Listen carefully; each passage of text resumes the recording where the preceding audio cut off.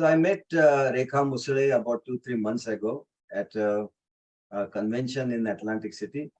And she gave a session on holistic wellness, and it was very well received there. And so I invited her, and I'm very thankful that she accepted the invitation to give a talk here. And she's a multi-talented person. She's also a yoga teacher.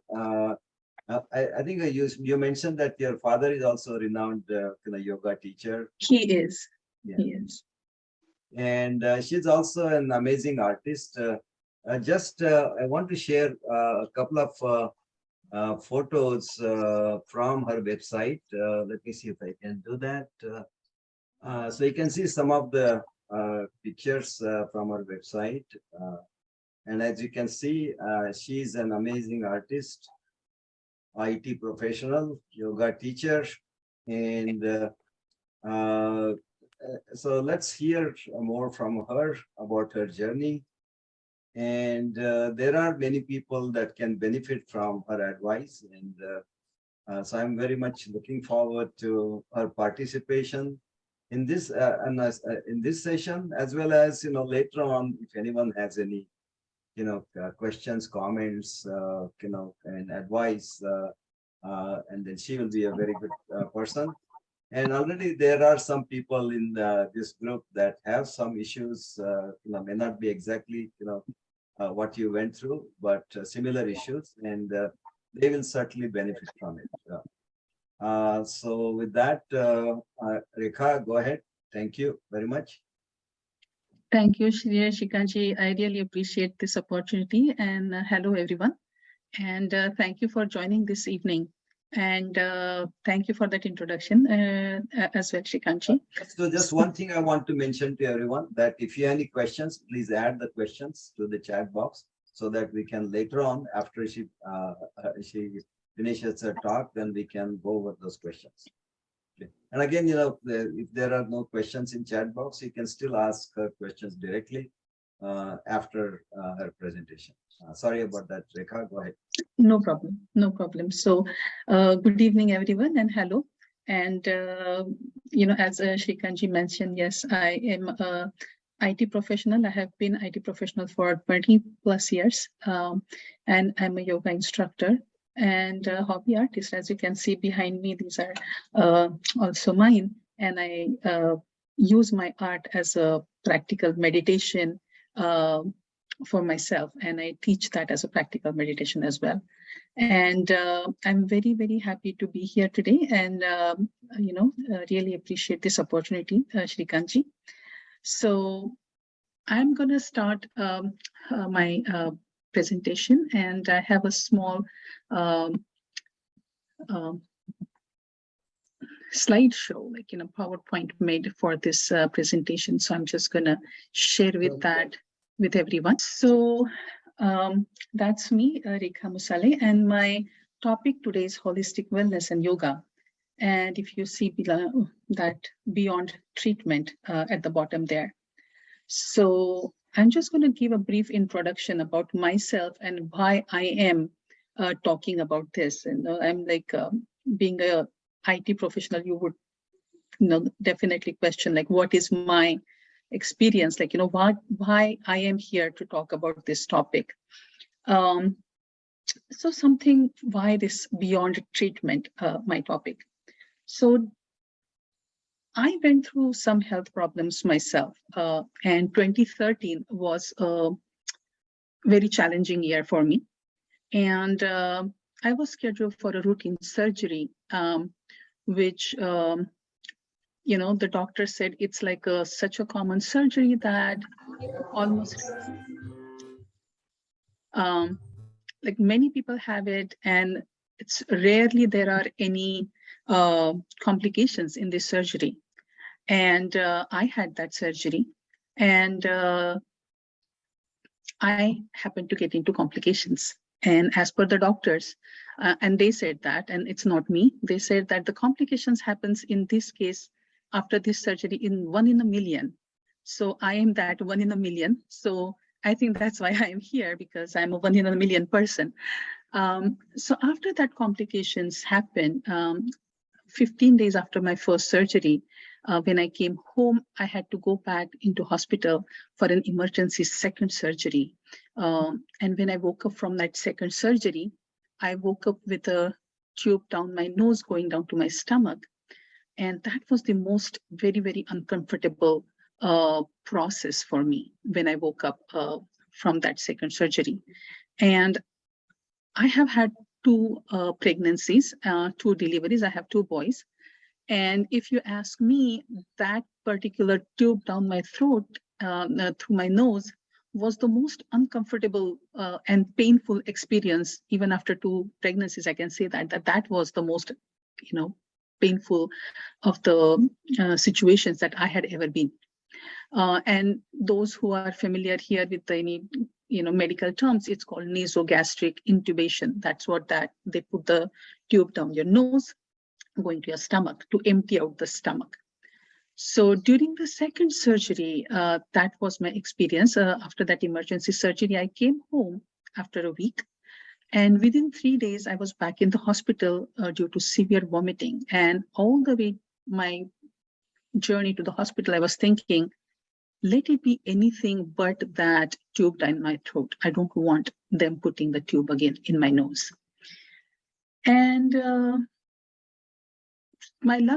my luck should have it, that was the only treatment. Doctor said that is the only thing we can do, is put the tube down your nose and throat going to the stomach, because after that third time, like the second surgery, my intestines kind of went into a complete shock and my intestines had stopped working.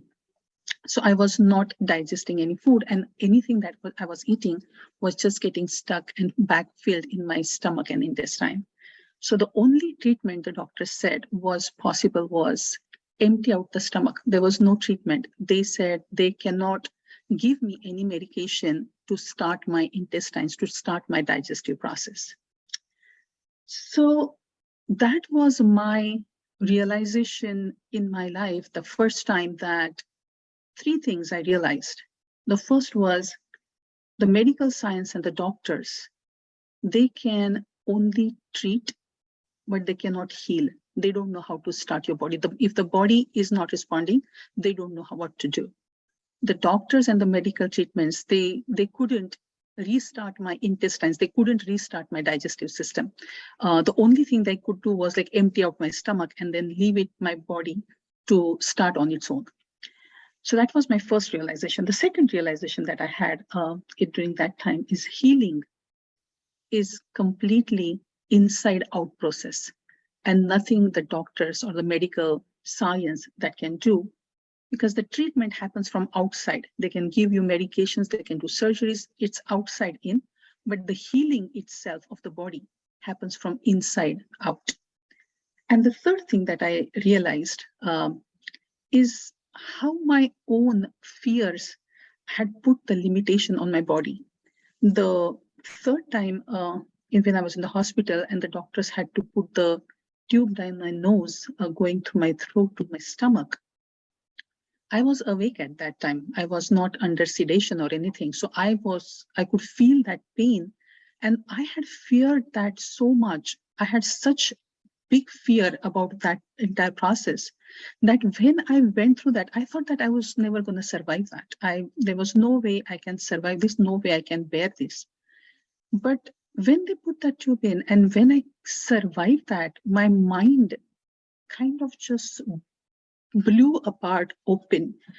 And I could realize that all my fear in my mind about something just melting away. And I reached to this state of realization that that fear in my mind was what holding me back. And my body and my mind were capable of so much more if only I dropped the fear. And that is why I realize, and that is when I realize that my body and my mind are capable of things beyond my imagination, beyond my fears, and beyond my limitations that I have put on myself. So that's why I'm here to talk about beyond treatment, how your body can respond and how your mind can prepare you to heal beyond treatment. Being said that, there is a disclaimer. All the content and like all the talk I'm giving you here today, all the experience that or the information that I'm giving out here today is based on my own experience and what I went through and what helped me. I'm not a medical doctor, and this presentation here is in no way a substitute for any medical treatment. You can take it as a supplementary information, and these are the things and the something that helped me in my recovery. So this is my disclaimer here. So why are we here? So we are here to see what is the need for holistic healing, and what is that holistic approach really is. So the World Health Organization itself also says that the health is defined as a physical, mental, and social well-being, and not just the absence of dis-ease. So dis-ease is like your body is not at ease with something. That is why we call it as a disease. So how to put that body back in ease state, like make it easy, make it more comfortable. So that is where your mind comes in picture. And we are going to learn about what that healing mindset is and how that helps in healing process. And then we are going to learn about how yoga helped and how yoga helped me.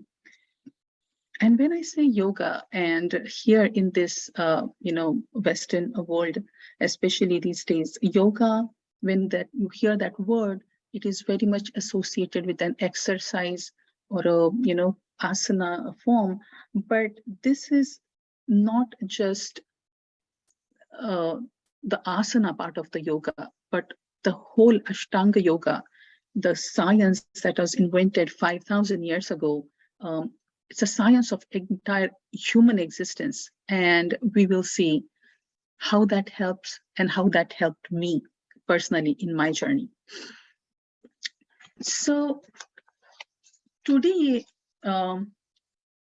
we are actually, if you look around you, this is the most comfortable the human race has ever been. Like if you look at your previous generation, our ancestors, or generation before that, parents, grandparents, great grandparents, out of all the generations and how much physical, strenuous and difficult their life was, and compare that to our life today, we have it so much comfortable. There are so many technology advances and so much comfort around us to make our life comfortable. And still we are, this is the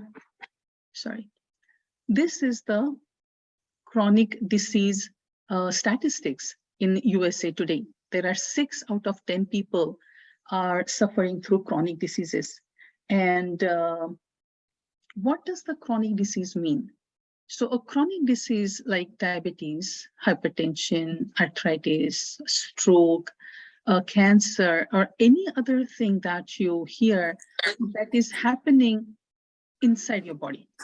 So there are 2 types of diseases, or 3 types of illnesses, you can say. Like one is any accident-related illness, like you would have a broken bone or something. The other diseases or infectious diseases where either a viral or a bacterial infection causes these diseases. But these are third kind, which are chronic diseases, which are not formed because of anything outside coming in our body. These are created within our body. And normally, once you have one disease, there is a 50% of chances, like 50% of people who have one chronic disease, they will develop a second one along with it. So that is what the situation is today, even given the so much comfort that we are in. And the funny thing about these chronic diseases is the doctors they can only give treatment to manage these conditions. You would never hear a treatment, a medical treatment that is actually cured a chronic disease. Whatever the medications are normally given, you are on them for a long time, and these conditions are managed conditions. So why do people, like, after having that, one condition, develop the second condition or have that first condition to begin with? And what is this, why is this happening? So I'm gonna go a little bit about my personal story again here. So 2017, I got a diagnosis for breast cancer myself. And so as with any diagnosis, and you can see in this triangle here, this is where our process of how we process that diagnosis, or how we proceed through the diagnosis and the treatment and the cure, it is kind of a pyramid going on in here. So when you get that diagnosis, the first reaction is a panic, and it happened with me too. When I got in 2017, my doctor told me that I have a breast cancer. I was in complete shock, and it happens to everyone. And I went through the exact same thing. There was panic, there was shock. Like, how can this happen to me? I have been, doing yoga, doing exercises. I'm not overtly obese. I am a healthy weight, healthy person, very active lifestyle. And how can this happen to me? So these are the, questions, and, panic and the fear, this kind of a questioning, sets in fear, like, how can this happen to me? There is a doubt, like, is there a, did I get a right diagnosis? Did the doctor do a mistake? Is there any problem with the report? Let's go to the second opinion. And all those thoughts that they run in your mind. And this doubt, sometimes we have doubt from the diagnosis itself. Even when the doctors go for the treatment, they tell you that these are the treatments that you have to go through. We have doubt about the treatments too. That's to how this is going to work. Is it going to cause any side effects? Should I go for it? Should I not go for it?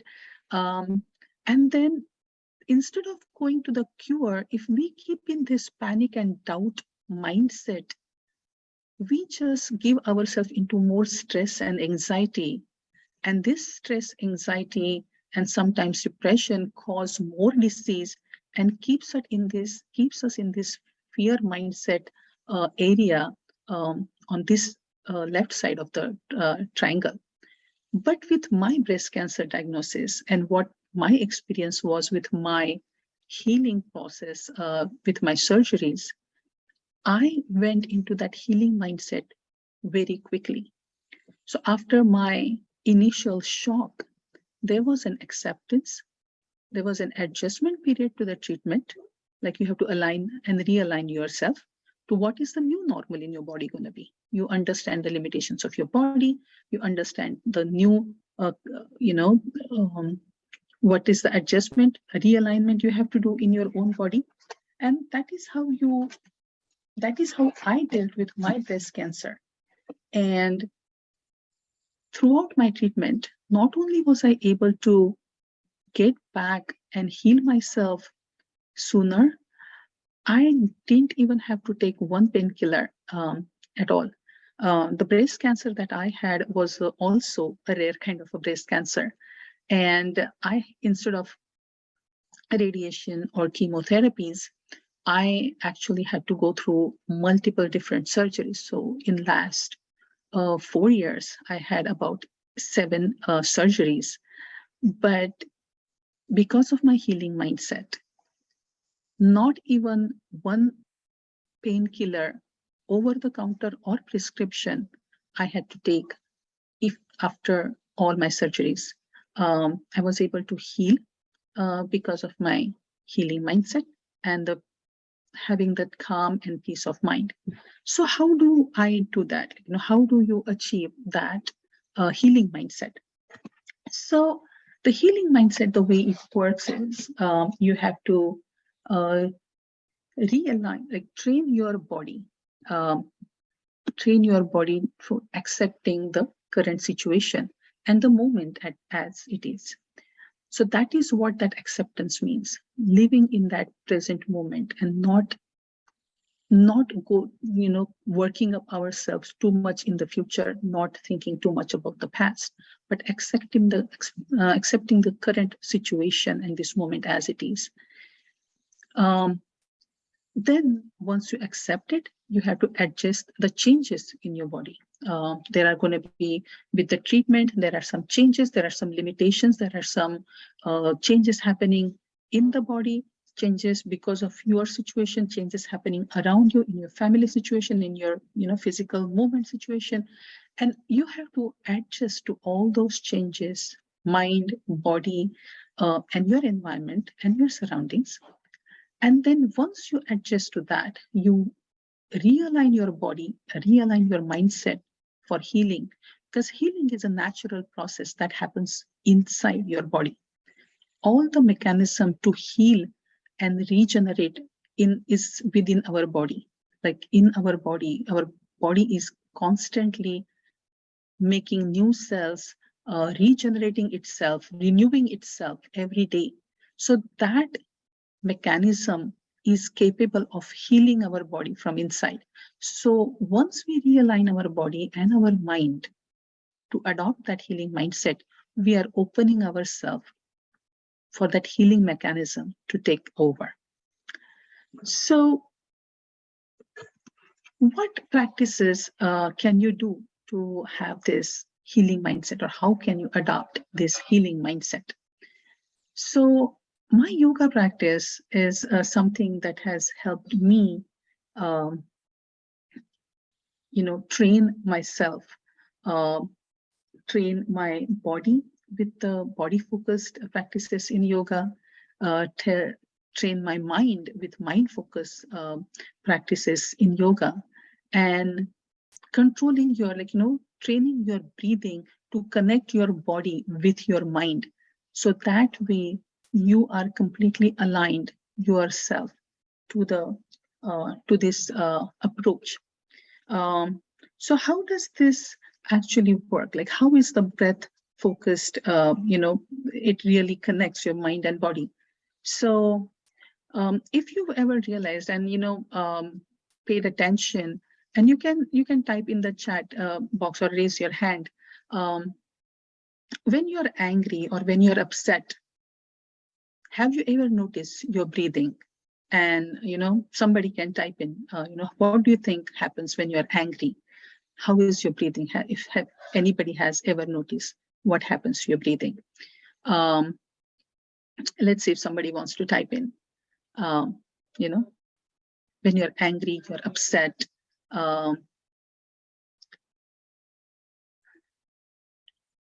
Okay, so when we're angry, you breathe fast. Thanks, Mr. Kedar. So you're breathing very fast. So take a guess what is happening with your breath when you're sleeping and you're calm and you're like very relaxed. You are yes, shallow breathing is what happens when you are angry as well. Yes, you are like breathing fast and shallow. But when you're calm and sleeping or like completely relaxed, your breathing vice versa gets slower. You are breathing very slow and steady. So how you are feeling and what your mental state is, that actually decides how you are breathing. Either if you're going to be faster or slower.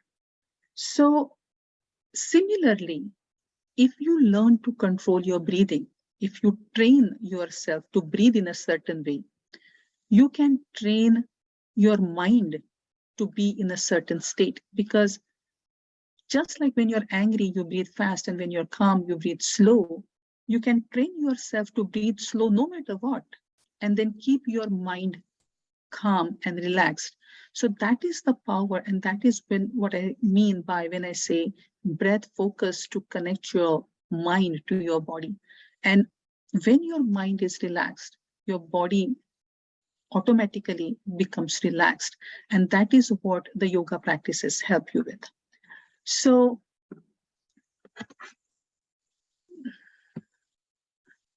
So that brings me to what this yoga practices and what exactly this yoga um, practices are. And when I say yoga, and as I said, I don't mean only asanas. So the Ashtanga Yoga is like 8 limbs are given to us by Patanjali Yoga Sutras. And these particular divisions, 8 divisions of the science, and I call it like literally as how to live your life kind of a instruction manual. That is what this is. And it tells you and it teaches you not only about how to be social well-being, like yamas, for example, the ahimsa, satya, asteya, brahmacharya, all the 5. And I'm not going to go in deep on the theory of all the different Ashtanga Yoga here, but just to give you an idea that yamas, they give you the guidelines as to how to avoid stress in the social environment. So what are the rules or guidelines on how to be in a social that will help your social well-being?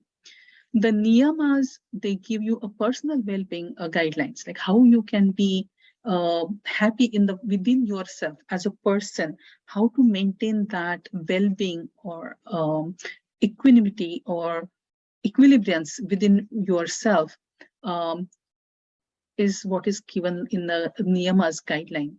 Asanas are, and that is the most practiced form of yoga, is asana.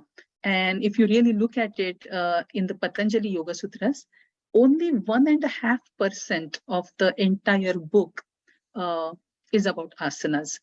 But yet in the practice, when we say yoga, we do 80% of it is, if you think that it is asanas. But asanas are, as I said, only 1.5% of the entire yoga text.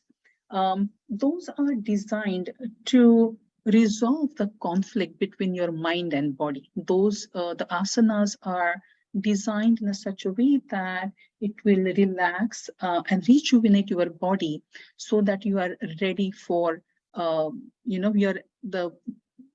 the process of healing within or process of well-being that comes from within is taking care and taking over your body.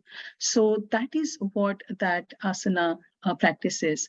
Pranayam, and that is the very, very main, big part of asana, that yoga that I really focus and I really like about it is pranayama, is the breathing exercises.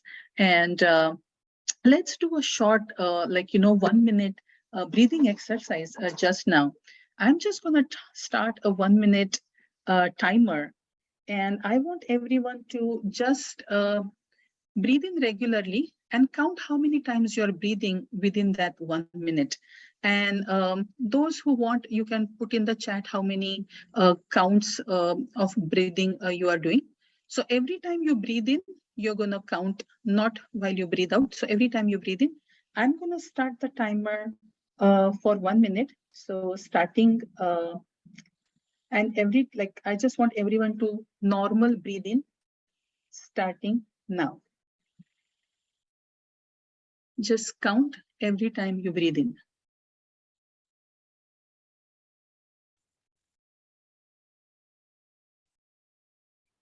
For 1 minute, we are just going to count the breathings.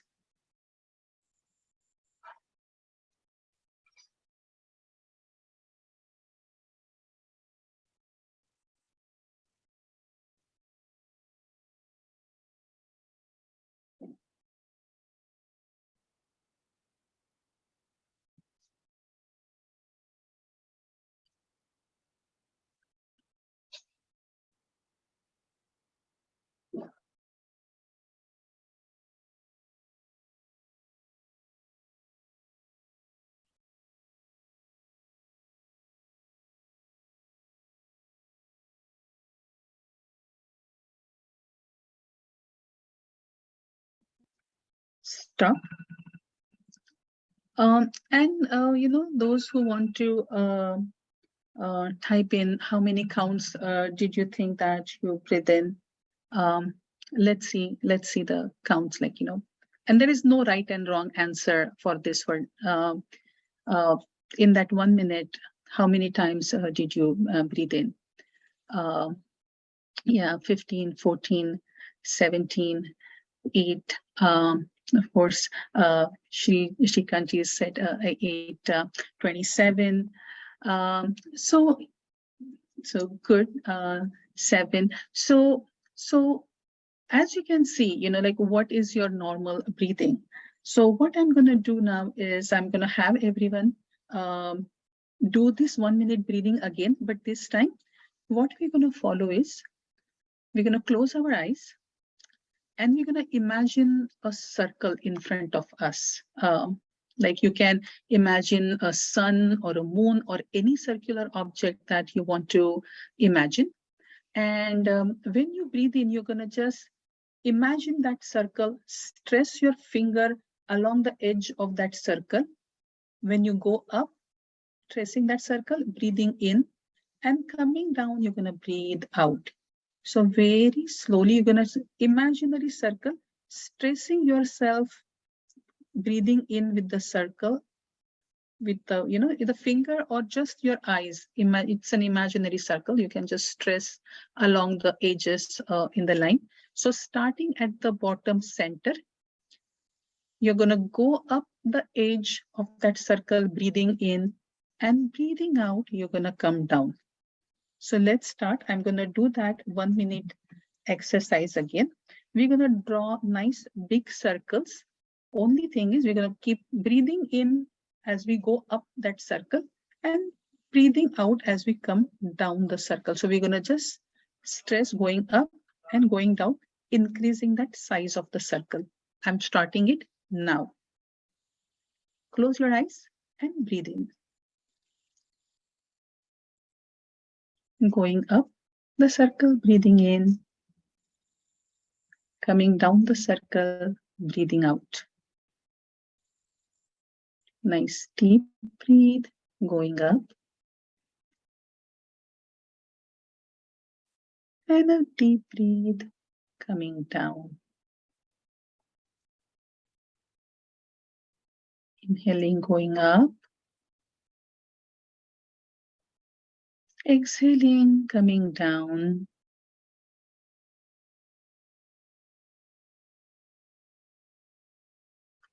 Nice deep breathing. And longer exhales when you come down. Let's increase the size of that circle.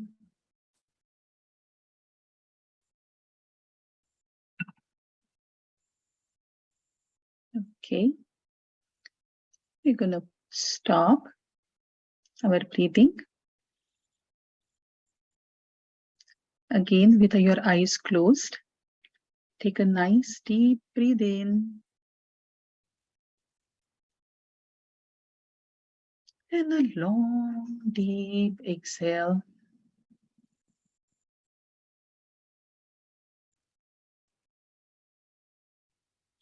Another deep breath in. Nice, long and steady breathe in. And a long, deep exhale.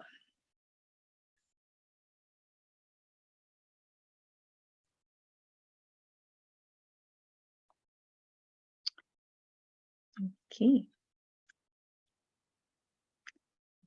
Now, we're going to do our count of the breaths that we did before one more time.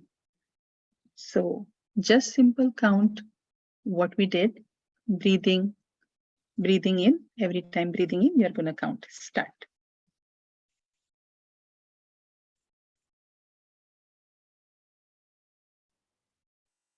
Keeping your eyes closed, nice deep breaths, counting every time you breathe in.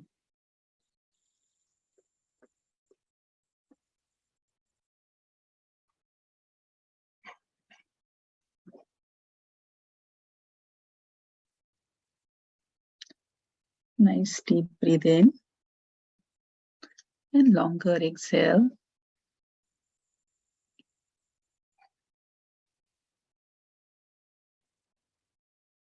Counting every time you breathe in.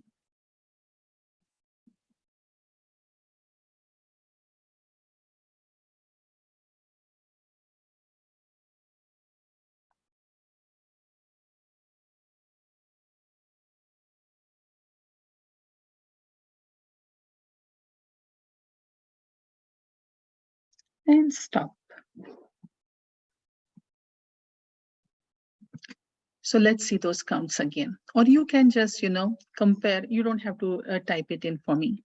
You can just compare the count that we did before and the count that you did the second time. How many people saw the change? You can just say change or no change. You can just put in the, like, did you see change or you did not see change?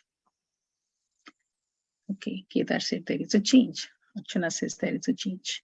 Good. And see, everyone is saying, like a lot of people saying that there is a change. There is a change. Good.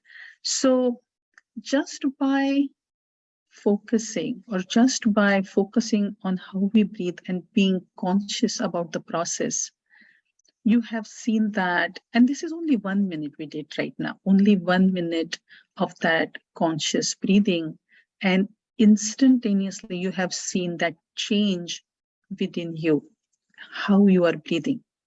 And the way, and I'm sure, like, everyone who says change, it has reduced. The number has gone down for those who are saying the change. Some might not have seen any change, which is also fine, because as I said, we have just done this like for 1 minute exercise right now. So as you can see, that change, 1 minute of exercise, or conscious breathing, we didn't even do any pranayam yet. We didn't even do any exercise of breathing yet. But that change in that conscious breathing, that is what pranayama practice means, being conscious about your breathing and how that will affect your mind state. As I said, as you guys, everyone knows that, how breathing and how you feel is related. Exactly, they are one and the same. How you breathe and how you feel. When you're angry, you're fast. When you're calm, you're slow breathing. So that is going hand in hand. So just by doing conscious breathing, we can control how we feel. We can calm ourselves down. So that is the power of pranayama. That is why I love the practice of breathing within the yoga. And I'm not going to go in details about telling you what is pratyahar, dharana, dhyan, and samadhi, all those different divisions in Ashtanga Yoga do. But what I can tell you is my own experience. And so I love, within yoga, my expertise and my more practice is deep relaxation, meditative practices, breathing exercises. And I have learned to do my pain management because of these particular techniques. And I'm going to give you a small example of what that what I mean by pain management. So, and I'm full of stories. So 2018 December I was visiting India for a 2 weeks vacation. And 3 days before I was to leave to come back here, a freak accident in the kitchen happened in India. And I ended up getting burnt on my left hand entire, like right from my wrist through all the way to my shoulder. I got burnt. And I had second-degree burns with a big boils all over my hand. And my flight was within 3 days to come here. And I went to the doctor's office in India, and he said, well, you have a flight, so these boils, we have to scrape the skin off, because otherwise they'll get infected, because you'll be in the flight. We don't know, it might get infected then. So it might as well, we scrape the skin, and we have to, put you under anesthesia and scrub your skin off all these boils, the second-degree burns that you have. And I said to him, you can do whatever that you want to do, but I'm not going to take the anesthesia.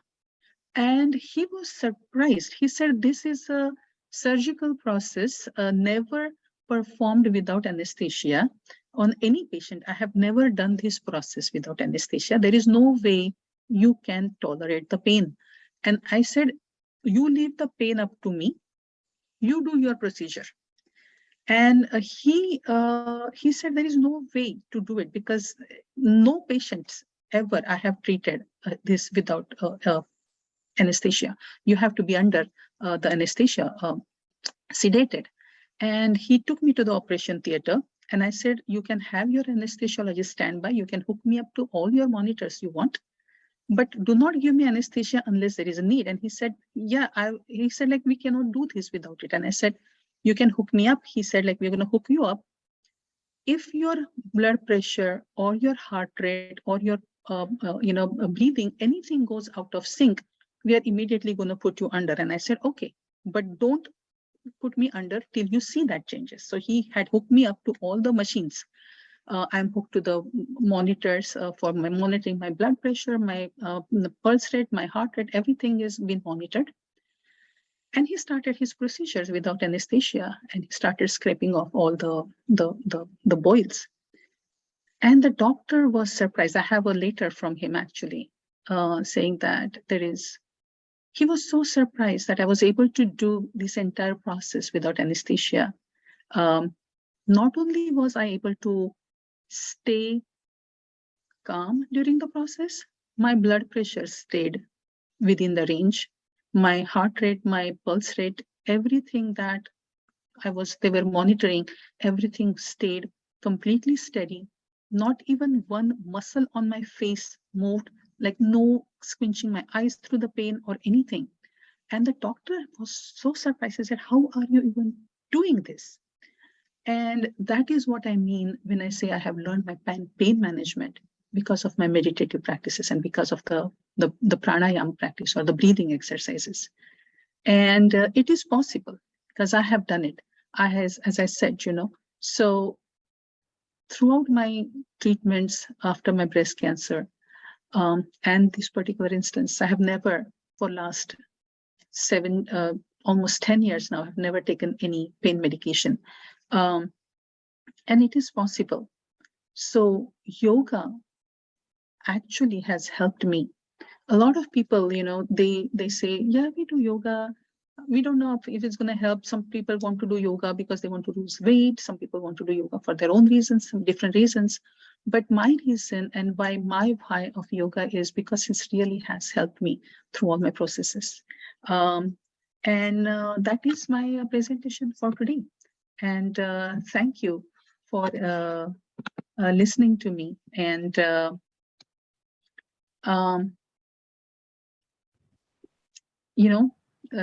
being here and sharing my experiences with you, it's really been great. So I'm going to open up the forum for any questions that you guys might have.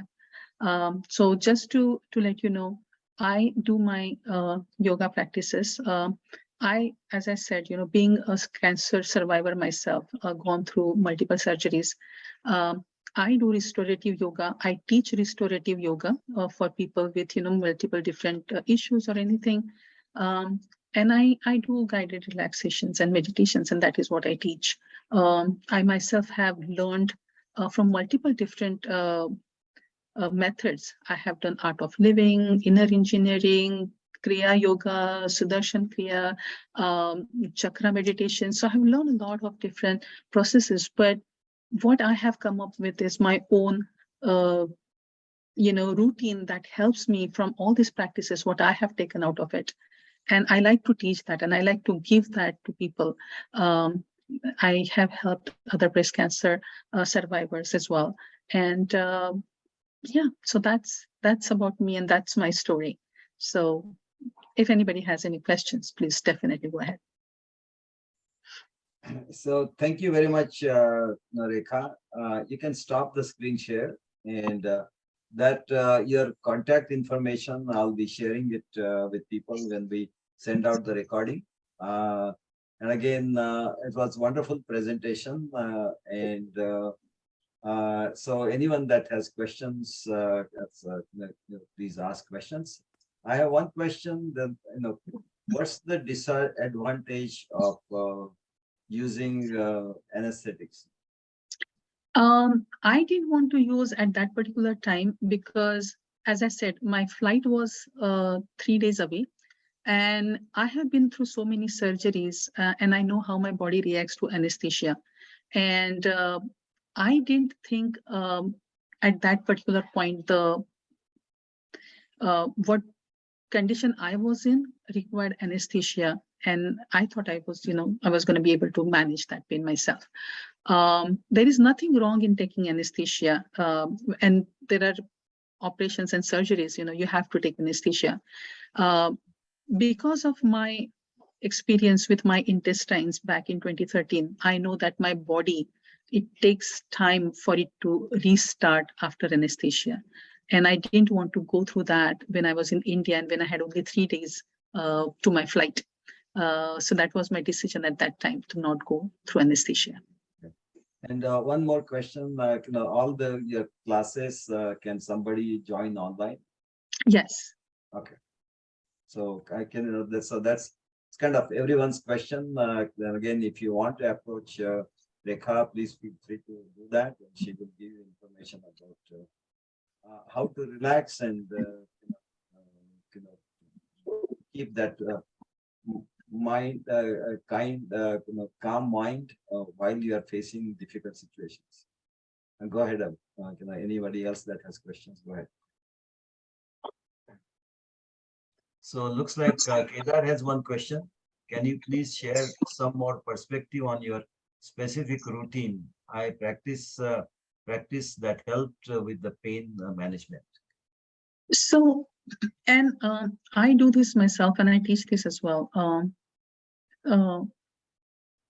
It's a deep relaxation and a very acute awareness of your body. That is what helps me. So pain in general, like normally when we say pain, we fear pain. Like, we don't want, nobody likes pain. Nobody will willingly say, oh, I'm happy that I'm in pain. But to me, that separation of my body being in pain, I'm not in pain. So there is a separation between you and your body. So that is how I approach my pain. Anytime that there is a pain in any part of the body, I'm able to separate myself. I don't go in. See, when you say I am in pain, when your body is in pain, it's only that part of your body. Let's say your leg or your hand or your stomach, when there's that part is in pain. If you say that my arm is paining or my hand hurts or my leg hurts, or the pain is in that part of your body, you're able to do something about it. But when I say I am in pain, that pain becomes suffering. Then you're suffering than pain. But when you say that the pain is only in the body can, you can treat that. You're not suffering. I'm not suffering myself because of that pain. So that is my approach of looking at the pain. Whenever I have gone through the experience, I normally am able to separate myself. And that comes after a good practice of yoga, where you are so much aware of your body and you, that separation. There is still that connection because of the breathing, and you can keep that connection through the breath and keep the pain in the body and not bring it to your mind. Because once the pain comes in your mind, you're suffering it. That becomes suffering. And that can be anything. Somebody said something to you, that you got hurt and you would be suffering. Because then that is in your mind, you're just creating that pain within your mind, and then you're suffering.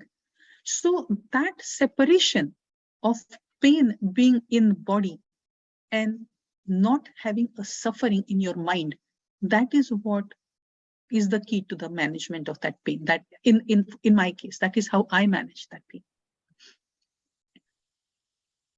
There's one question about diet. If you have any suggestions about diet, Priya asked that question. So I actually, not a diet expert, but I find it very intriguing that as a human race, we have been surviving and we have been eating food, and that is our survival actually. We eat food to survive. And as a human race, we have been around this planet for such a long time. And even now, we have not figured out what is the right thing to eat. That is what is very, intriguing fact to me. And I have a dog at home, my puppy. And I give her the food, and she will take one sniff, and she decides if she's going to eat it or not eat it. And I find that kind of very funny, saying that the animals, they have that instinct of what is the right thing to eat and what is not, they're not going to eat. And we, for some reason, have forgotten that, how to give into that instinct.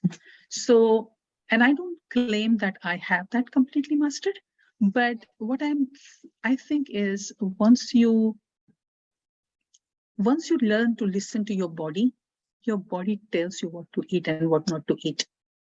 It can guide you, but you have to listen. You have to be in tune to your body to know what to eat. To listen, first of all. Your body tells you everything, even activity-wise, what you should do, what you should not do, how much you should do. The problem happens is when we are not listening to it. We are not aware of our body. We are not even listening to our body. So that is when all the problem happens. So I think that even with food, it's the same thing.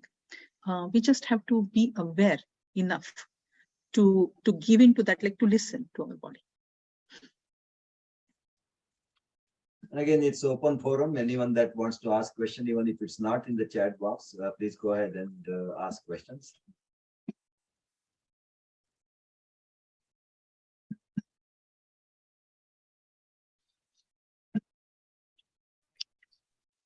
Where do you have your classes, or do you have any online classes? I do online classes, yes. I teach on Zoom, just like how we are doing it here. I do teach on Zoom. I see. She's in New Jersey. Archana is in California.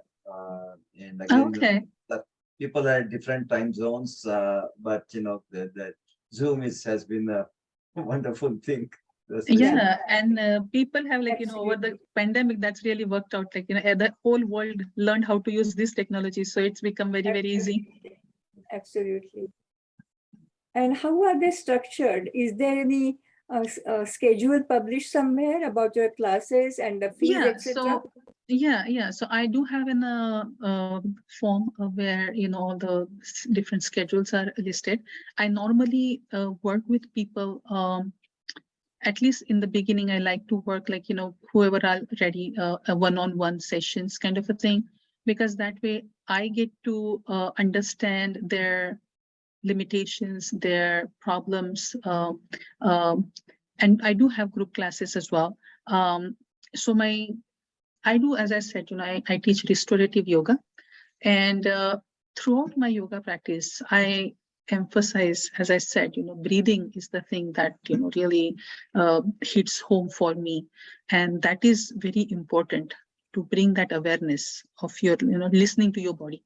So all my classes are very much breathing is incorporated as a part of that process. So I do restorative yoga classes, and on Fridays I do meditation, guided meditations, and breathing classes. So I will definitely share that information. I'll give that form to Srikanshi to share it with everyone. And if there is you can send me email. My information, I'm sure Srikanshi will share my phone number and my email. I would definitely love to hear from you and work with you, with your schedules and things like that. Can you put your email and phone number in the chat box? Just for these people, I will include it in the. Yeah. I'll add that. Do you have a website? Yes, it's rekhamusale.com. Okay.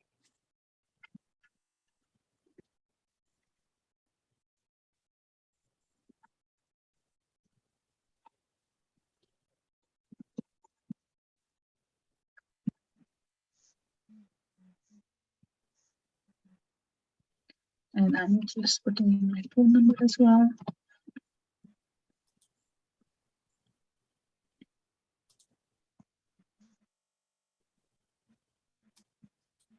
So anybody has any, I would love to hear the input also. You can, what do you feel like, like my presentation, give me an input. If you don't have question, you can just tell me like, what do you think about it? And I would love to hear that as well.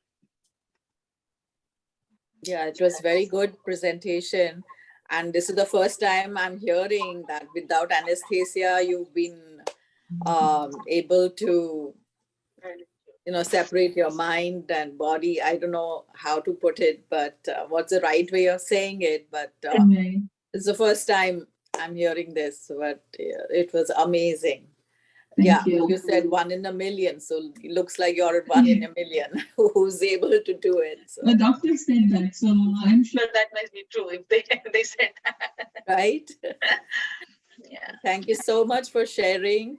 If you could do a class with us, like what you do, I mean, like a trailer. Sure. I can definitely work out a trial class for people. If enough people are interested, I'm sure Shikanji can let me know, and we can do a trial class here first. And those who want to continue can reach out to me. And for individual, or group sessions or things like that, we can go from there. But sure, I can do a trial class here. That's great. That will be awesome. Thank you so much for sharing. Sure. Thank you. All right. Looks like, if there are more questions, you can, again, go ahead, Kunjan. No, I don't have a question, but I just want to thank you, Rekha ji. It was really wonderful. And, thank you. With your fantastic experience, it must be a long practice. So, but it is very educational. Thank you so much. It was very wonderful. Thank you, Kunchanji. It's definitely there that you have to practice, and you have to have enough practice at things, but you don't have to be what the reason I want to spread this word out is people, when they say yoga, you have seen the gurus and things with the white beard, and then everyone you see that people, when they talk about yoga, they are in a certain age group. They are so people think that is when you start yoga. You have to be in that phase of life, and then that when the yoga comes in play. And what I want to promote is it is not so. Like my first surgeries, 2013, as I said, that was happened. I was 40 years old, and what I was able to do after those surgeries, and what I have been able to do on my personal level, I didn't wait for that long, till I'm old to get back to yoga. Also, people think that what is yoga going to help with? It's a slow process. It's like Ayurvedic medicine, right? Like your homeopathic medicine. That people think that, oh, it takes forever. Allopathic works fast. You want result like fast results, and people think that, oh, yoga doesn't give that fast result. But I just, we just did this exercise for 1 minute of breathing, and we just, and you can see that it can give you that immediate feedback.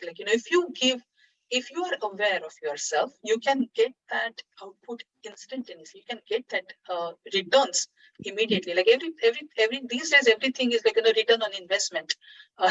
So this is one investment in yourself that you can see those returns.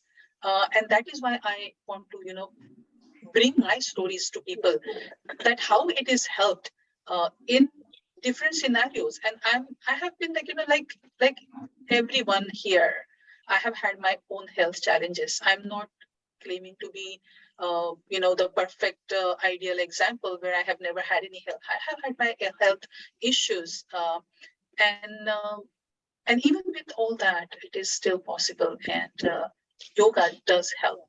So that is why I just want people to know that. Thank you. Yes. Thank And, you.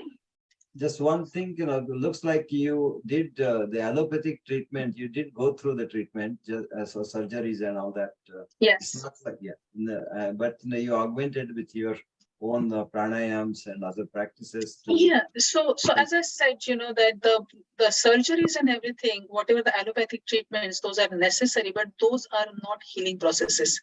Those are treatments, and that's what it is, a treatment. And a treatment is not healing. So many times we confuse that when you can get cure, like treatment will give you to cure, but the healing of that happens from within.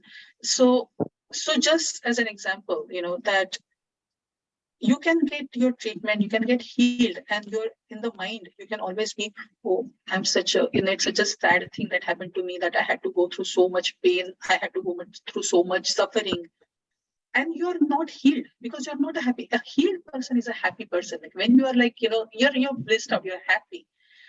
So even if you are like, gone through the treatment, gone through your cure, and you're cured from your illness, if you're still suffering that, oh, poor me, and I had to go through that suffering, and it was such a bad thing, and I'm so unlucky, then you're not healed.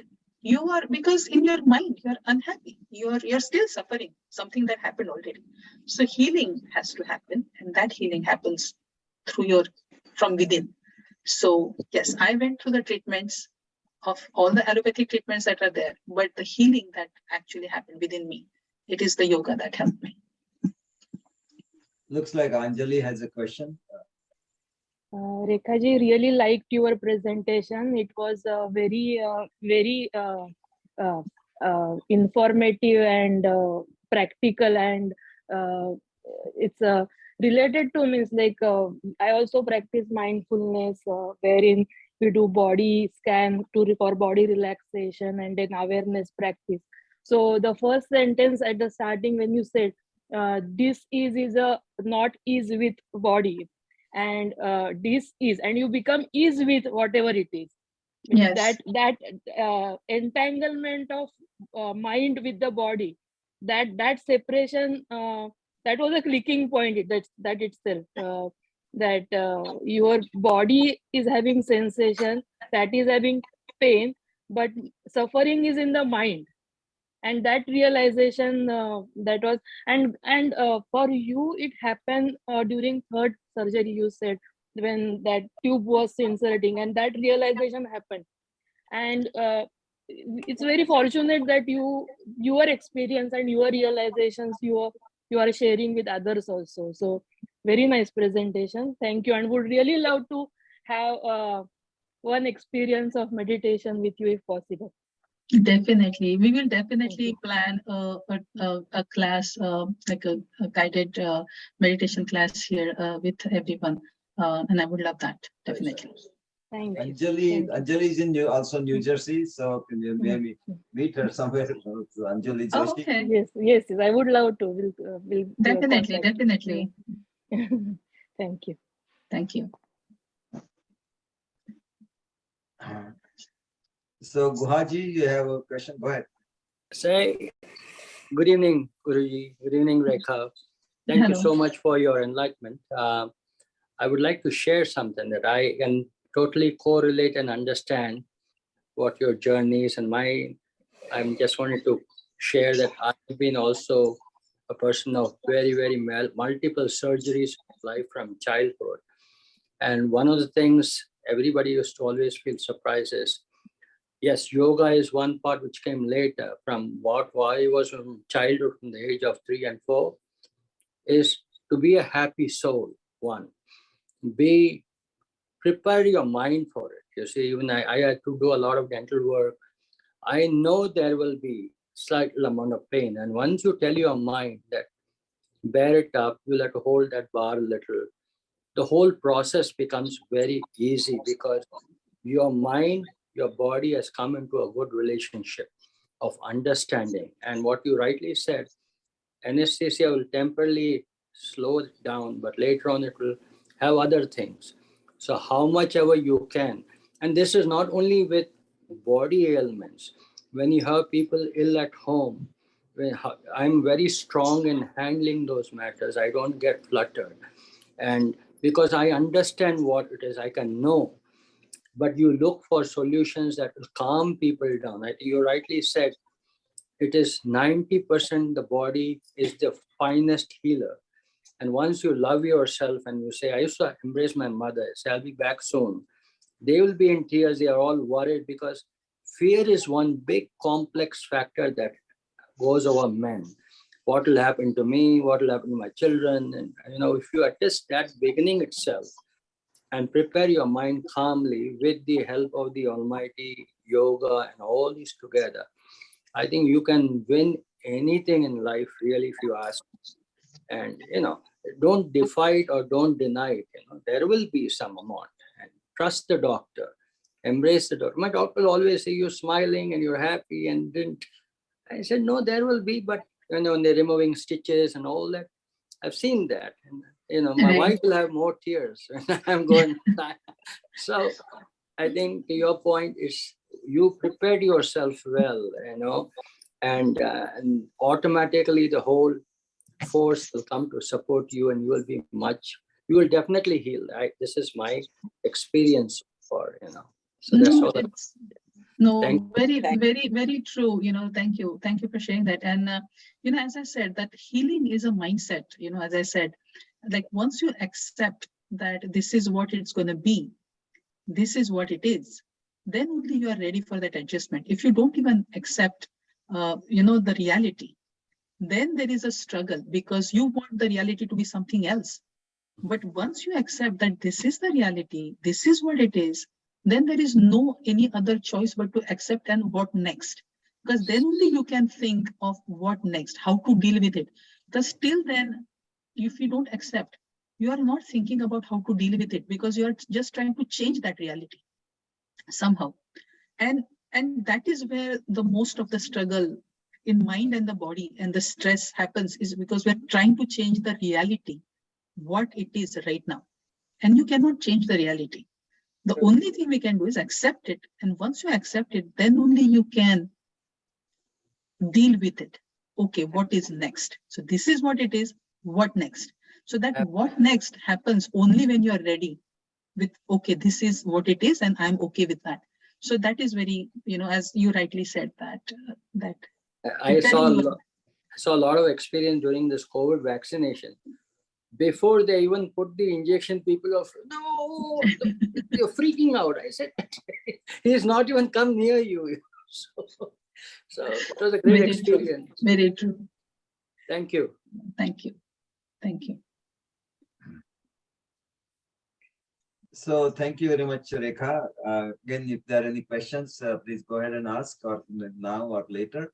And I'm going to process this recording and share Rekha's contact information also, and then Rekha will set up some kind of a trial session. Sure. Sure. I would love that. Yep. We can talk about that and we can plan accordingly. Yeah, great, fantastic. Okay. Thank you, everyone. Thank you so much. I really appreciate everyone's time.